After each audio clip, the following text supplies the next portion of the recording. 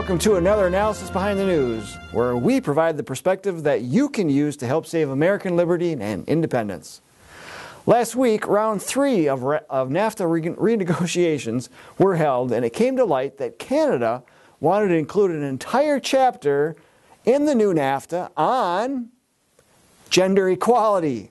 In fact, last month, Canada had submitted a list of 10 demands they wanted to see addressed in NAFTA discussions, including new standards on labor and the environment. According to the Canadian press, they also want to address pay equity, child care, and women in the trades. Not surprisingly, Canada has already set precedents for this. Earlier this year, Canada and Chile added a chapter on gender equality to its 20-year-old Canada-Chile Free Trade Agreement. It states in the second appendix, second paragraph, the parties recall Goal 5 of the Sustainable Development Goals in the United Nations 2030 Agenda for Sustainable Development, which is to achieve gender equality and empower all women and girls.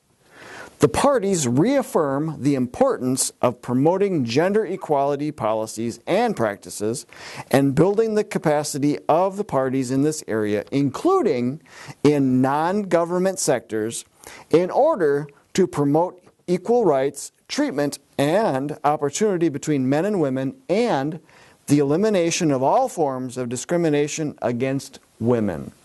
Well, folks, there it is in black and white. Countries codify the non-binding Agenda 21/2030 guidelines to make them binding with very little, if any, discussion from lawmakers. Remember, with Congress granting the President fast-track authority, Congress only gets an up or down vote, and once the agreement is passed, Congress will then need to follow up with additional legislation to ensure compliance with the new NAFTA.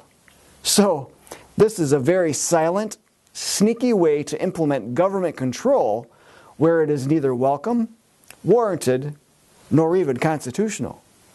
And let's not forget the liberal mantra regarding the UN's Agenda 21/2030. Many media outlets have published articles calling us paranoid, suggesting that this is just a conspiracy theory, and that the United Nations guidelines for sustainability are, in fact, non-binding. Yet, when government on whatever level begins codifying it into treaties, agreements, regulations, zoning requirements, etc., then these non-binding guidelines become enforceable law. And Congress has shown itself to be a pushover for trade agreements.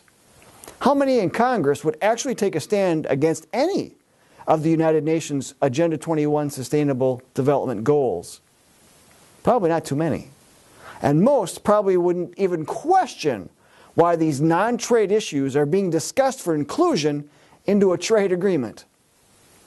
But you and I know, don't we, that it all has to do with power, the power to control. Now, our Get Us Out of NAFTA booklet goes into depth regarding the abuses that NAFTA and trade agreements have, in general, have on the American independence and liberty. And this week only, the Kindle version of this booklet is free to download. And so we need you to share this with others and ask them to contact President Trump and Congress to tell them to put America first and to get out of NAFTA. Then ask them to share the booklet with even more, so we can create an even larger groundswell than we have already created. Links are in the description of this video, so please download the booklet before the end of the week when the free offer ends. Then review and rate the booklet, which helps to increase our search rankings so even more people see it. And thanks so much for all that you do. If you're not yet a JBS member, join today at jbs.org.